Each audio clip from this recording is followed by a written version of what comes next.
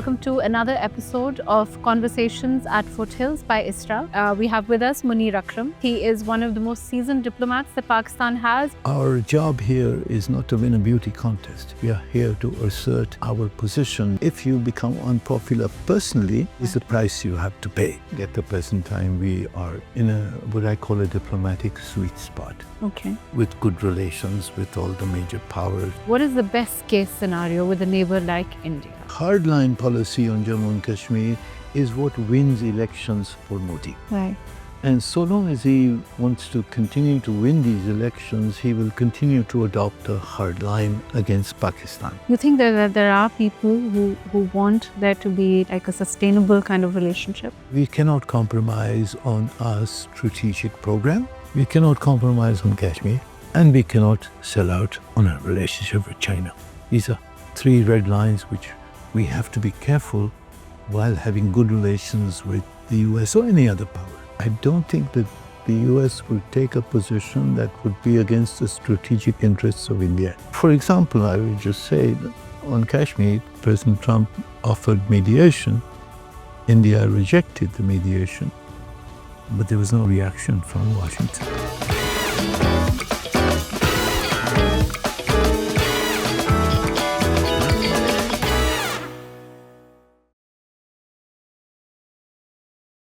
Assalamu alaikum and welcome to another episode of Conversations at Foothills by ISRA.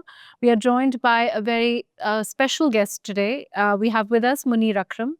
Thank you for being with us. He is one of the most seasoned diplomats that Pakistan has. He's a former representative to the UN from Pakistan. He's also represented Pakistan at the highest levels of diplomacy, issues that are ranging from international security to development, to multilateral governance and issues that currently confront the world. And we thought we'd sit with him today and talk to him about all that's going on in the world in terms of the global order, the disruption of it, the change of it.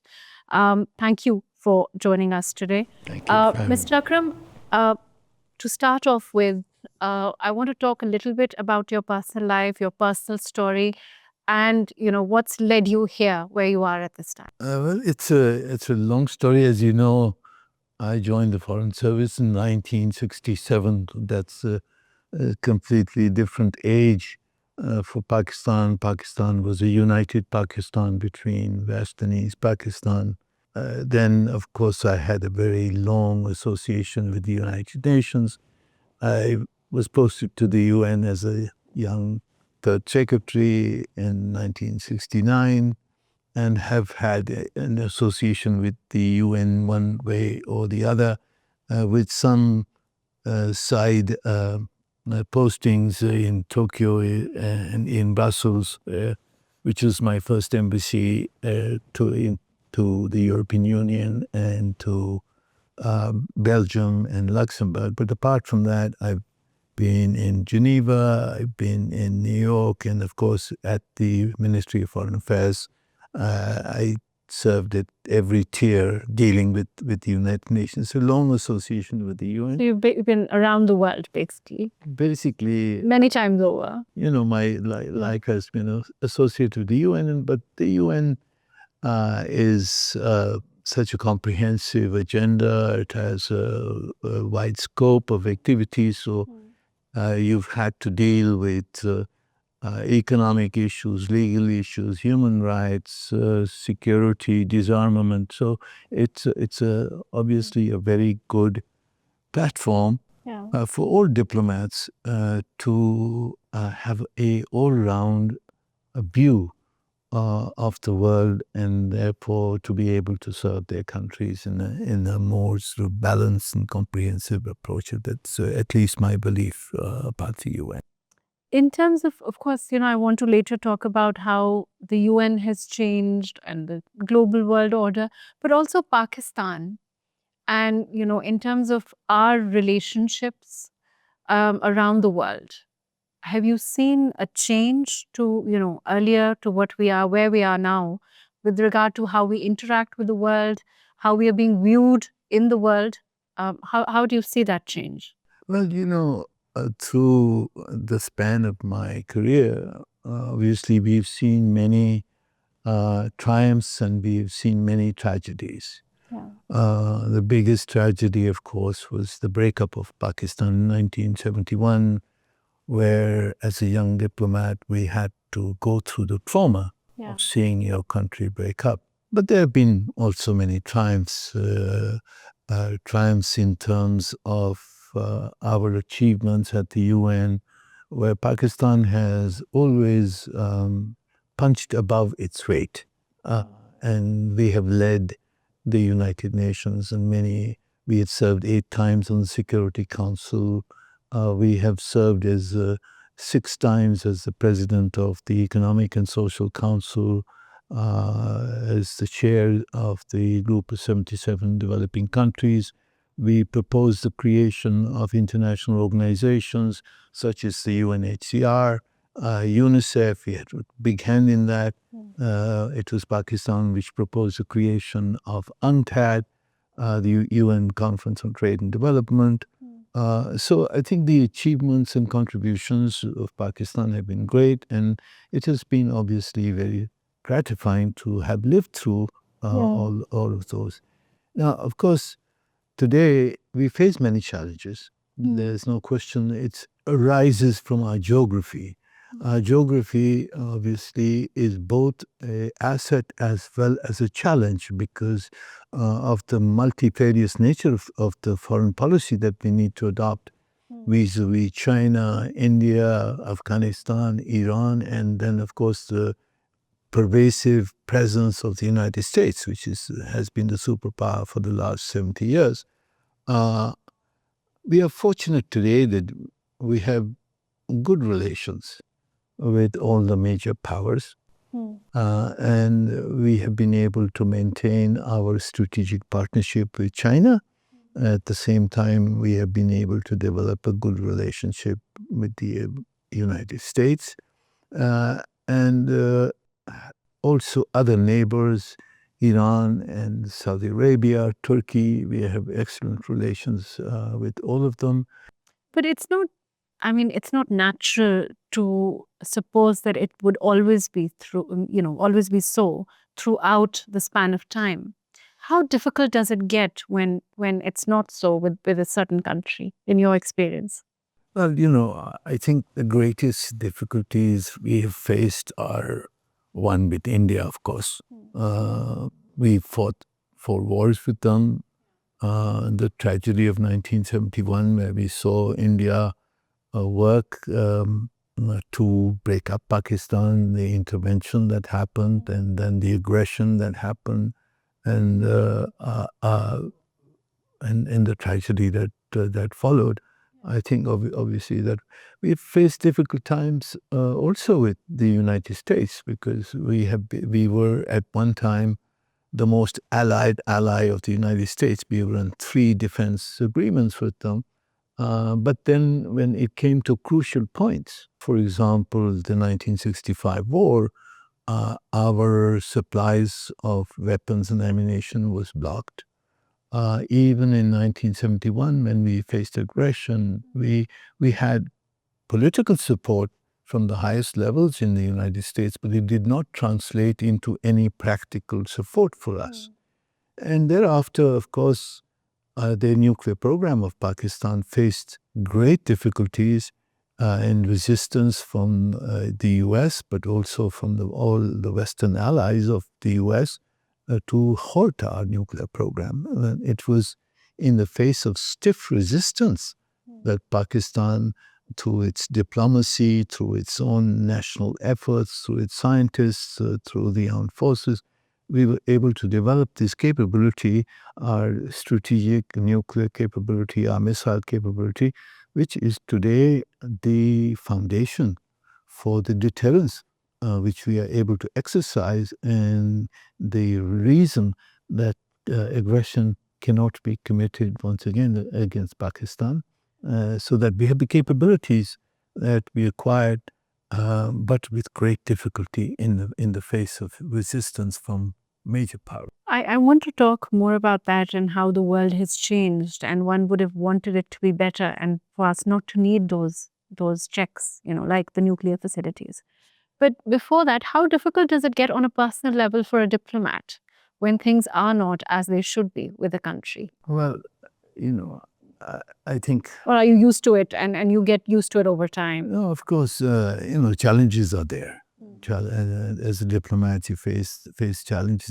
It is, of course, how well you can respond under pressure, how well you can perform under pressure, where your country is facing aggression or threat of aggression, or is being pilloried by adversaries.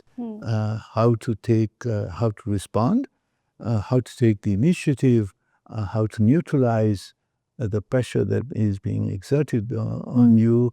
And for that, I think there are so many mechanisms. You have to create leverage vis-a-vis your adversaries. You have to mobilize your friends, and that takes hard work. It takes imagination. It takes exertion to convince people to support you, to resist your adversaries, push them back where they are attacking Pakistan. So we've because of the fact that we wanted to be an independent power, we have faced this resistance on our nuclear programs, to the missile issues. We will face pressure, sanctions. We faced onslaught on the human rights issue. And obviously, when over the last decade or two, when the strategic partnership developed between India and the United States, it was a difficult time for Pakistan because we faced two large countries who sought to contain Pakistan, who did not allow the resolution of the Kashmir dispute, who did not support our effort to restrain the arms race that India forced upon us. Within the UN also, when you're going through, like you said, a turbulent time, for example, with a country like India and the US, does it get very difficult? Well, it's certainly... To be heard and forced to count. Of course, one has, in a multilateral forum, of course, you need to make friends, so you have to be liked. But there are times when you're facing a crunch, when you're facing blatant pressure or discrimination. One has to push back, and one has to push back hard. And this is one of the things that I used to tell my colleagues in the mission when we were going into a very difficult session, is that, our job here is not to win a beauty contest. We are here to assert our position, defend our position. And if you become unpopular personally, that is the price you have to pay. Diplomacy is not always about, cookies and coffee. In terms of where you see Pakistan now, I want to talk a little bit about, how things have changed. And of course, relationships also in terms of the global order.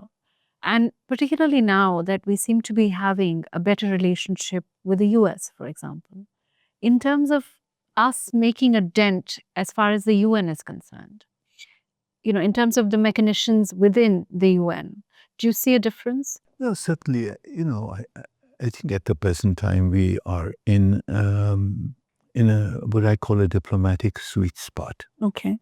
With good relations with all the major powers, with our neighbors, and of course, with India, we will continue to have bad relations, and there are deep reasons for that. Yeah. I think that adversarial relationship will continue, but with the rest, we are in a good situation. We have to see how to take advantage of that.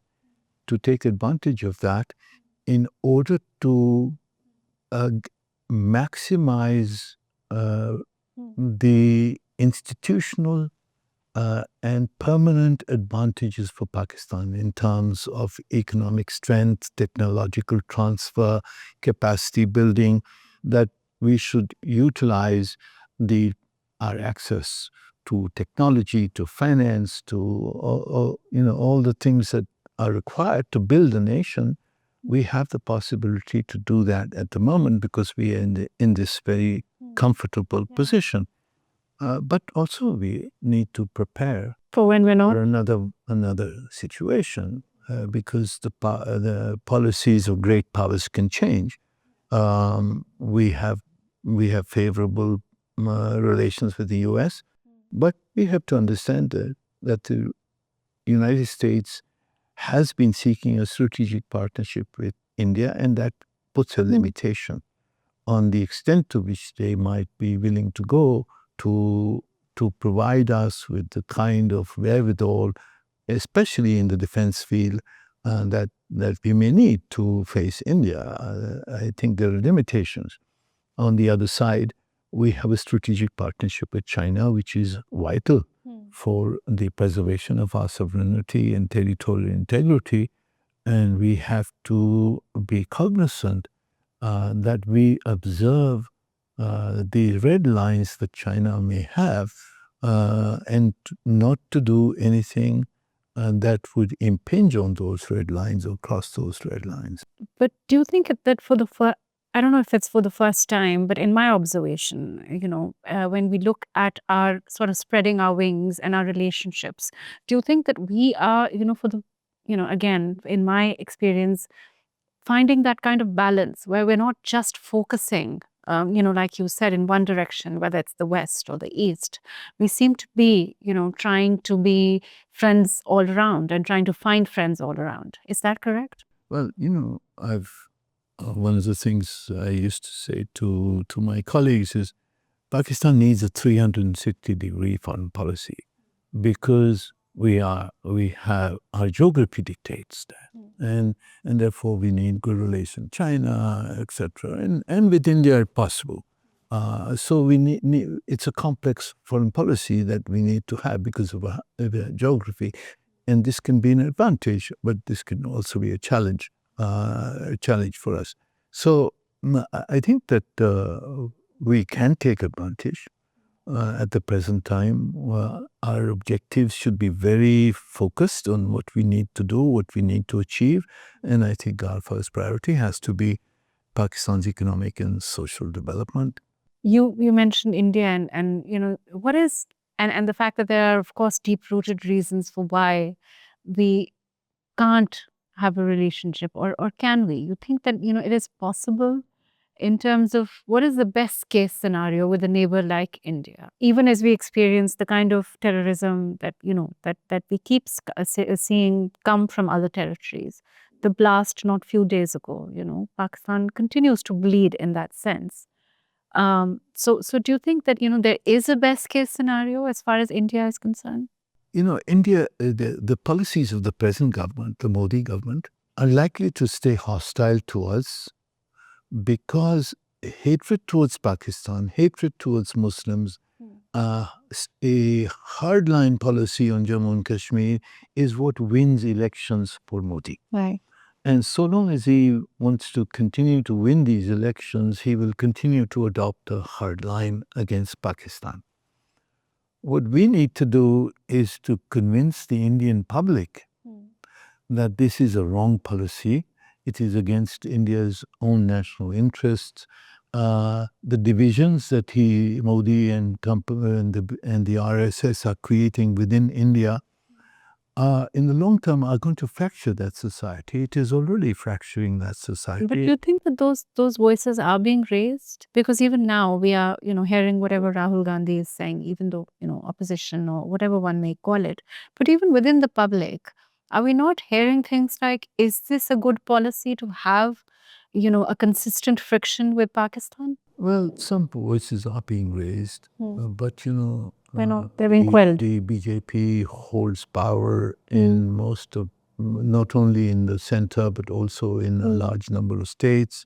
They are now vying in the next provincial elections for Kerala and Tamil Nadu. They want to get control of the southern states. So they will continue to maintain a hard line towards Pakistan to win those elections and and God knows which other elections will come, and this is a winning formula for him, so he will continue the hard line. So the formula has to change. Yeah, no, we have to convince the Indian public that this formula is a dead end. For them, it will fracture their society. They will never have good relations with Pakistan, or for that matter with Bangladesh, while they have kind of policy, and that they will continue to, be constrained in their ambitions if they want to have access to Central Asia, if they want access to West Asia. It is through Pakistan that is the best route to do so. So we have to convince them that, resolving Kashmir, having good relations with Pakistan, stopping the arms race between the two countries, because we're wasting so much money on the arms race, we have to convince them that this is in their interest. There are some voices in India, but obviously we have to be much more active in getting our narrative across and more effectively, and strengthening those people in India who want to have good relations with Pakistan. You think that there are people who want there to be like a sustainable kind of relationship? Yes, of course. The Indian intelligentsia is very reasonable. They are intelligent. They are nationalist. Obviously, for many reasons, we've had bad relations, hostile relations, and we will, I think, continue to have a competitive relationship with India, given the history of 1,000 years and so forth. But it need not be a relationship which could end in a catastrophe, which might happen if we continue to have these wars. And as we see, each one of these wars is going on up the escalatory ladder. And if the last war, it was a short one, but it was an intense one, in which the capacities of both countries at high levels of technology and defense were utilized. So I don't know if the next conflict is one step further up the escalatory ladder. We are coming very close to a very dangerous situation, because both countries are nuclear weapon states. And among nuclear weapon states, there should never be a war between nuclear weapon states. Do you think that, there is that post Pahalgam and the kind of, some points have been hammered? The fact that, the myths that India chose to believe about our capability, even traditional, conventional warfare, and the fact that, our pushback in that sense will make a difference, or has already made a difference to the way that India chooses to look at Pakistan. Obviously, they have woken up to the fact that that they cannot defeat Pakistan in a conventional war as they had thought that they could, because they had this doctrine of a limited war under the nuclear overhang. This is the concept they had, and they've learned that they can't do it. But that doesn't mean they've given up the hostile policy of harming Pakistan. Their strategic objective, obviously, is to ensure that Pakistan's relationship with China does not go to the extent of becoming that Pakistan emerges as a prosperous, strong country. They have now resorted to terrorism in order to block the CPEC, block our cooperation with China through Balochistan and the frontier. And at the same time, I believe that they are preparing themselves, addressing the defense deficits which were revealed in the May War, that we were better than them in some respect. They're trying to redress that. They will try to fill those gaps and be capable of committing another aggression against Pakistan. I think they will hold back for a while until they are confident, but they believe that their size is going to dictate that they will eventually have the ability to defeat Pakistan. So we have to be prepared for that, and that's the challenge before us.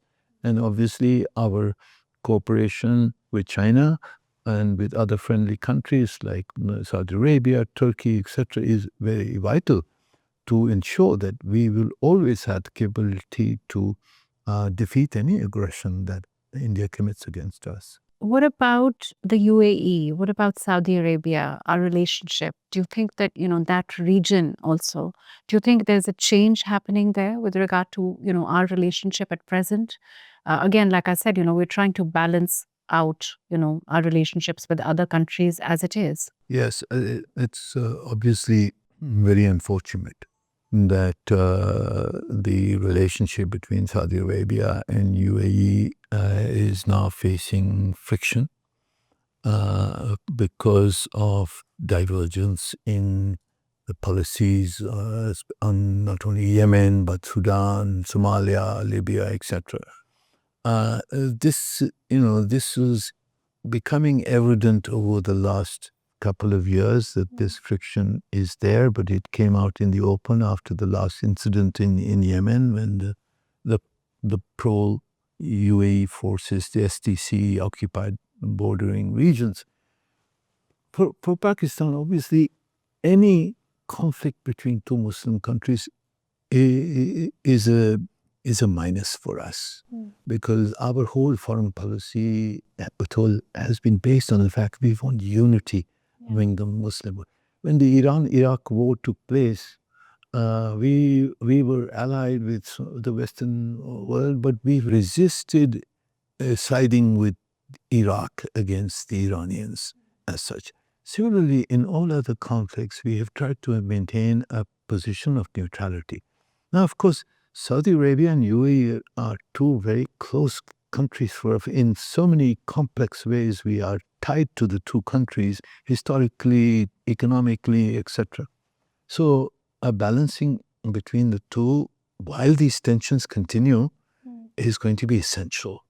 But, we have a defense pact with Saudi Arabia. Saudi Arabia is a larger country. We have a long relationship with them. And we have to determine our position on the basis of principle.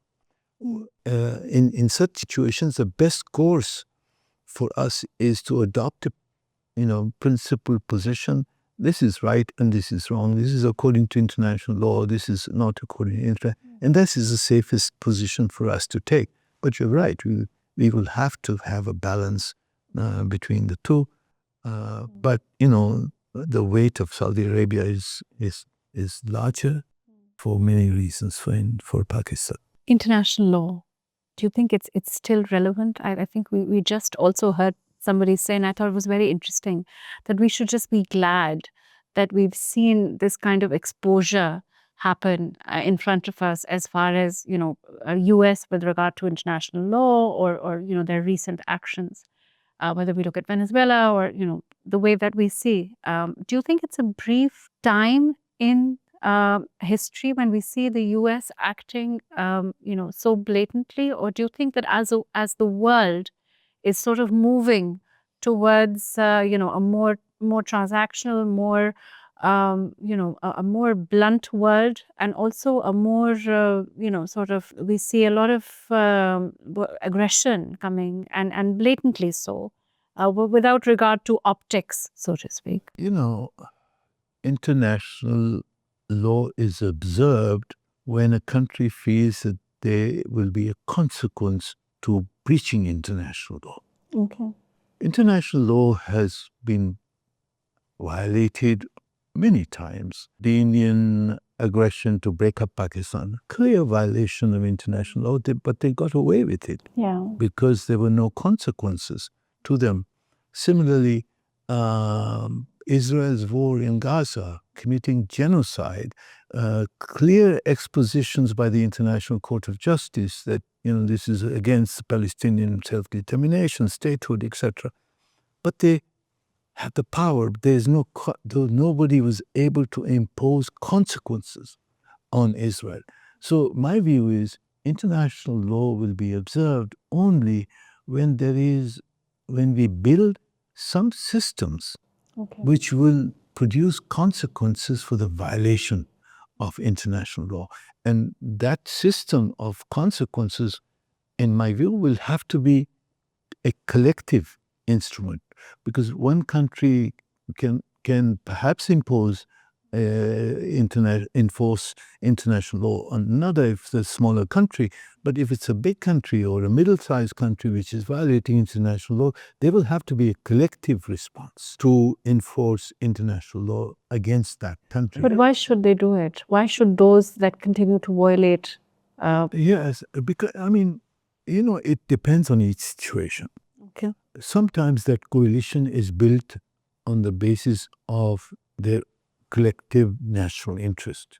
Okay. Each country, has a reason. I mean, for example, if you take the Russian intervention in Ukraine, Europeans have a collective response to that because of their national interest. Yeah. So similarly, I think if there is any other aggression against another country, a small country like Pakistan, for example, we need to bring a coalition together.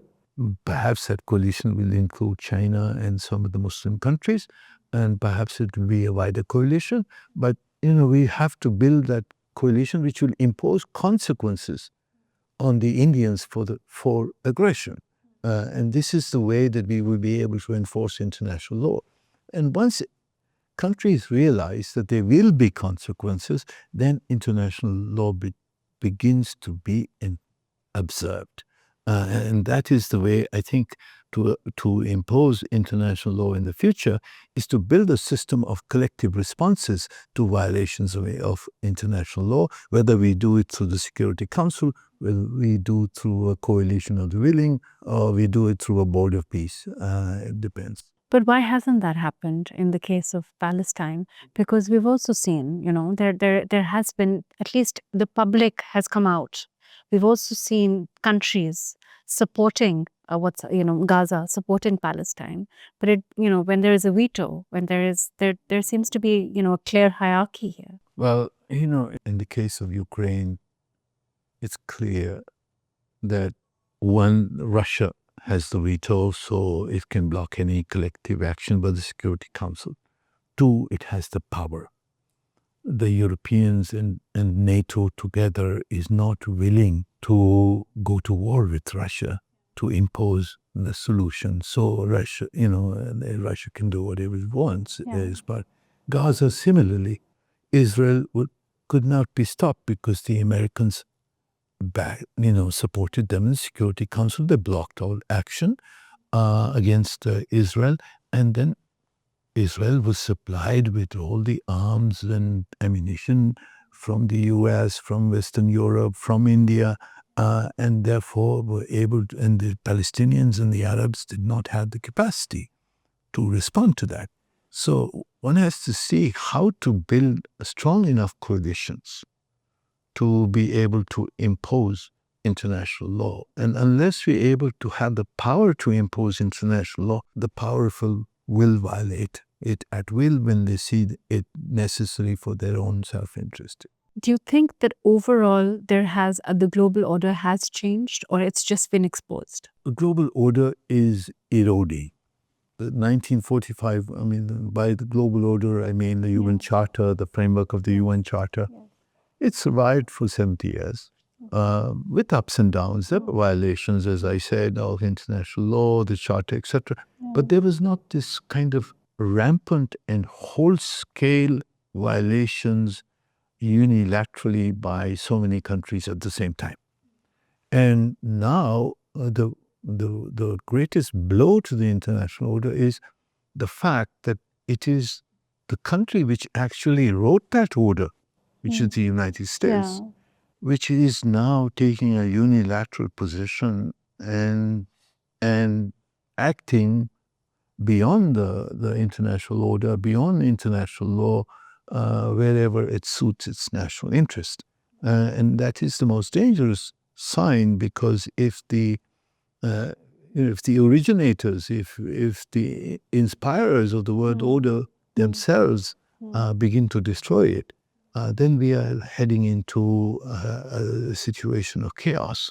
But as I said in this seminar, wherever it shakes out, Of course, there will be competition, friction between the US, China, Russia, European Union, and middle powers. They are all in the mix, and this transition is taking place. So one doesn't know exactly where it will come to settle. But somewhere it will come to settle in a new configuration. But when that is happening, even the great powers, need order in disorder. They will need to have some system to govern the new situation as it arises. And therefore, they will have to, if they don't accept a reformed UN, UN will have to be reformed. Maybe the charter will have to be amended. Maybe new realities will have to be accommodated. But some sort of order will need to be created because the issues that are before us cannot be handled at the national level by any power at the moment. It is a multipolar world, but not only a multipolar world, but the solutions to most of the issues, whether it's Korea, whether it's Iran. I mean, you see in Iran, there, it's so many countries involved. You see in Gaza, Board of Peace, 70 countries have been invited. So even Mr. Trump, with his unilateral approach, has resorted to what I call unilateral multilateralism. So multilateralism will have to be the solution to many of the hotspots there. Multilateralism will be essential to address global problems such as climate change, nuclear disarmament, terrorism, migration. All of these issues cannot be dealt with singly bilaterally by countries or unilaterally by countries. They will have to have collective approaches, and that can only happen in an institution like the United Nations. So even if the United Nations were to collapse tomorrow, to recreate it, maybe a different one, but you had to recreate it. So the best approach is obviously we have to find a way of reforming and strengthening the United Nations so that we have the collective ability to enforce the observance of international law. Do you think that that realization is there in the US of today? Probably not, and not in the present administration. I think they have a sense of having a kind of omnipotent power, which I think mistaken, but this is the sense that one has there, the sense that US can do whatever it wishes. But one thing you will have observed that Mr. Trump, while he has pushed around allies and smaller countries, he has not been willing to or able to push back on China and to some extent on Russia. These are two countries with which he has sought negotiation, accommodation, and reciprocity. With the others, it has been more an approach of, trying to impose one's own wish.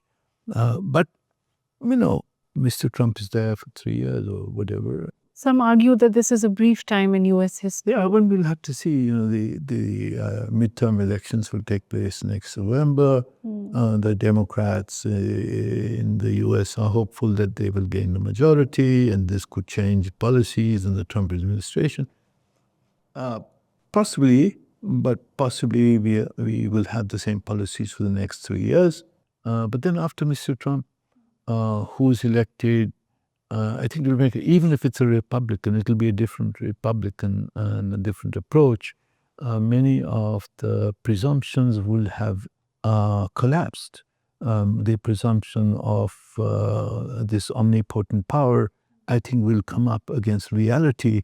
I think that they will have to reckon with the reality of China's power and the shortcomings in many other fields. The Europeans are going to have already started responding. They've got a different approach. As far as Europe and US is concerned, do you think that this is a permanent falling out? How do you see that relationship? It's a very good question.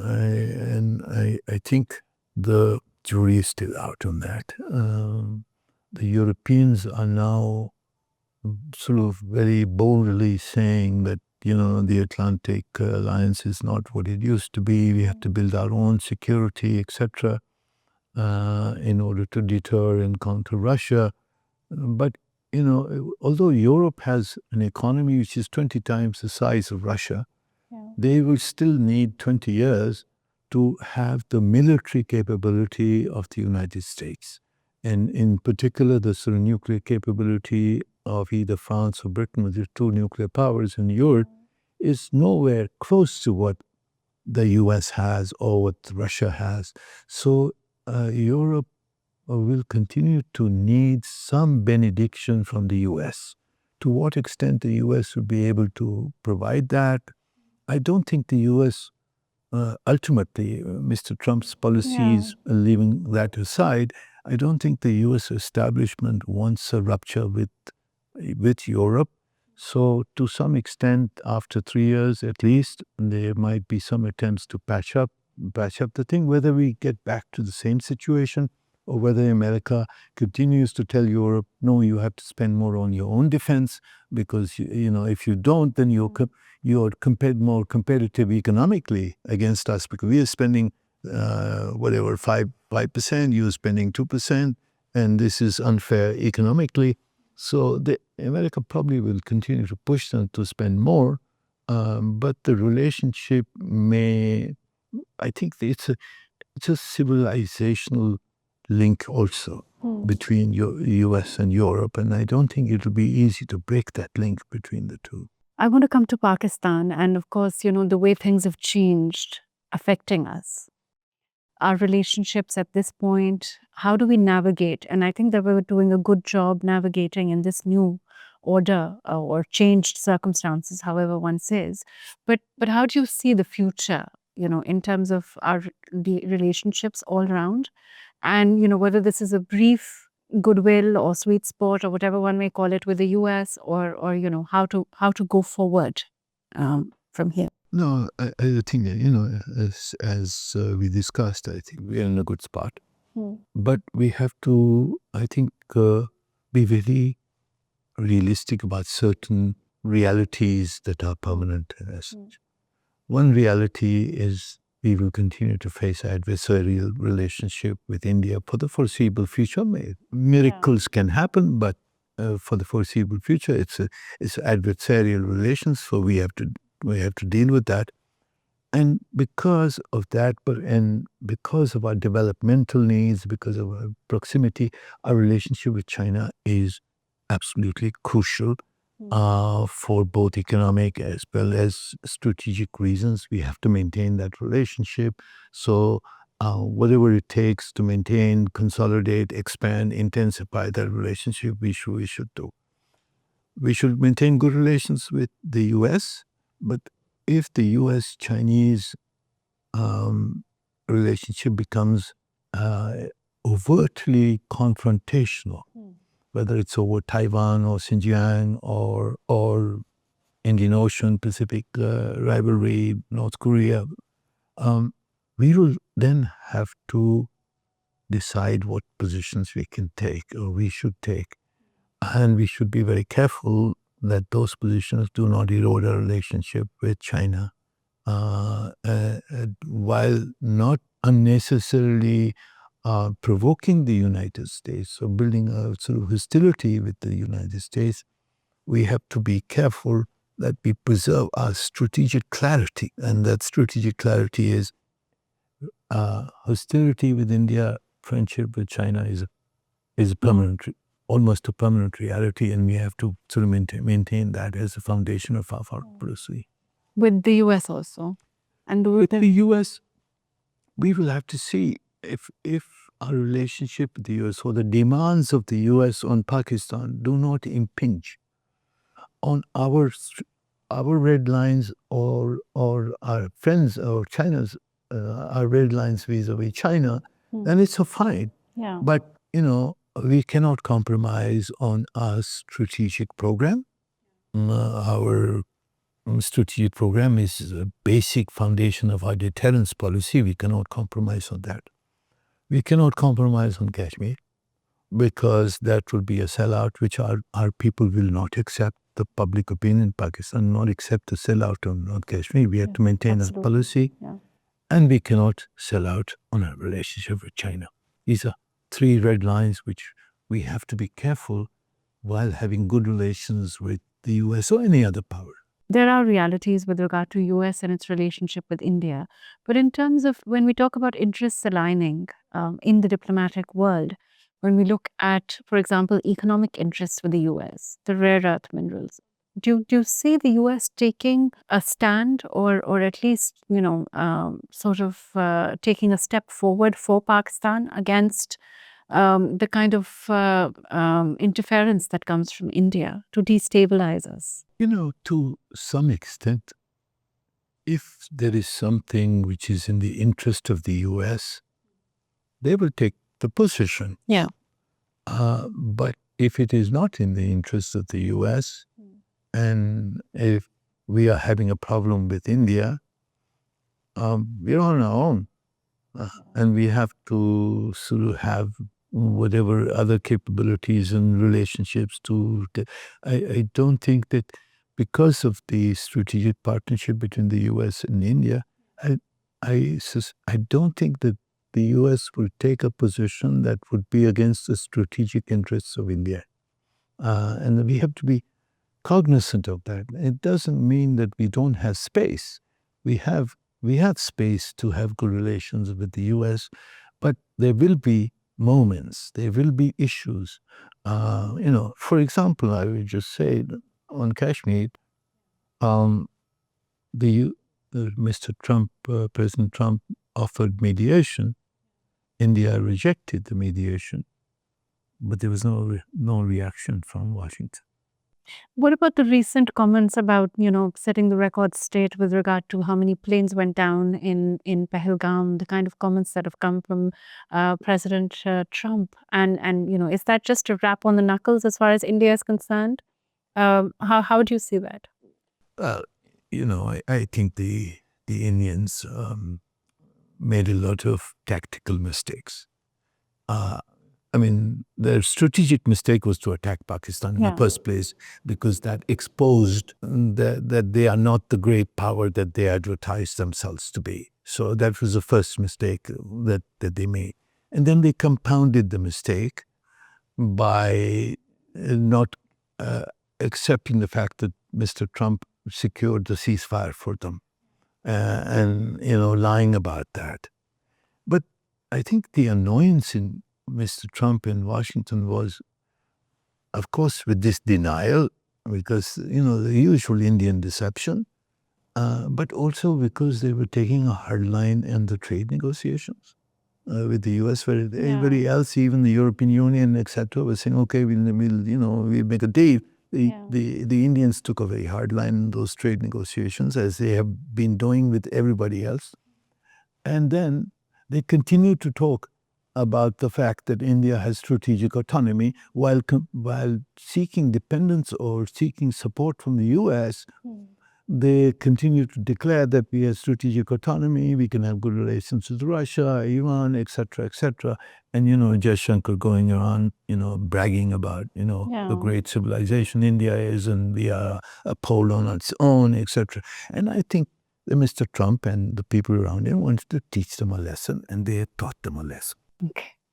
On that note, thank you so much for being with us and giving us so much of your time. And I got to pick your brains about all the world and the way that it's changed. And of course, the way Pakistan continues to navigate fearlessly through what's happening as far as the South and of course, the superpower, whatever one can call it. Thank you so much. Thank you for having me. Thank you.